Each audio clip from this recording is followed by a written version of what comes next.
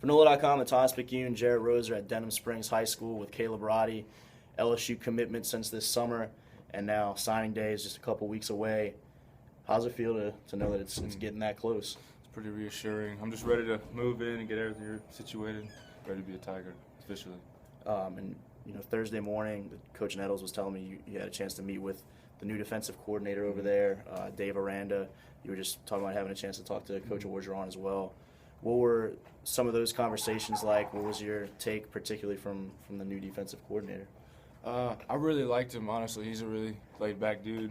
He has a kind of little accent, because where he's from, but I really enjoy it. I enjoy his style of play, like the way he wants his players to play. But what he told me was, he said, I'm best at rushing off the edge, so I'm going to primarily be playing defensive end. But that was the best news I've heard from him for sure, because there was talk of me playing tackle, and I feel like I wouldn't be as effective playing tackle, but he reassured me and said I'm playing just end. What have been your latest measurements? And in the All-American game, you had a chance to play almost, I guess, exclusively tackle. You were inside that whole night. I had one drive where I played defensive end. And you did well all night, pretty disruptive. So, yeah, how big are you now getting, now that senior season's done and just right now? I'm 6'5", 265. All my maxes have gone up by a lot. I've been working out, but 6'5", 265.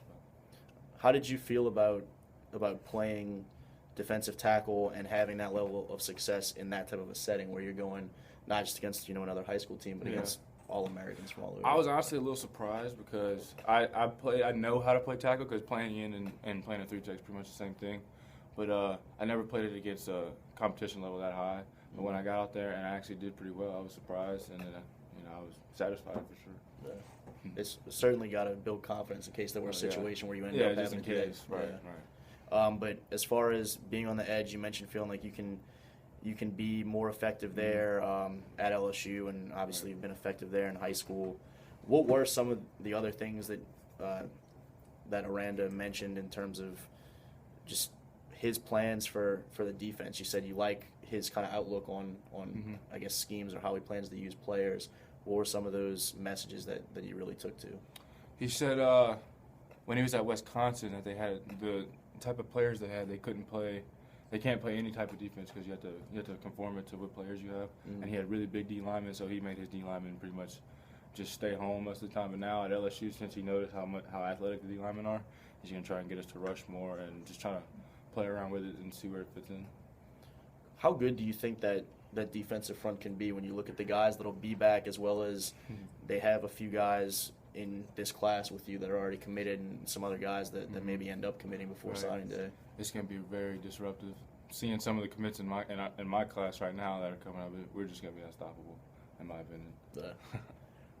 I told you I'd ask and kind of give you a chance to mention it, but they mentioned during the Semper Fi game, like, Tennessee's still reaching out, and I kind of sat in my apartment and laughed when they said about them potentially trying to flip you and it being unlikely. Because is there any chance that you're wearing anything but purple and gold next year? Purple and gold. I'm gonna be a Tiger, no doubt. Yeah, I think we knew that as soon as the offer. No doubt.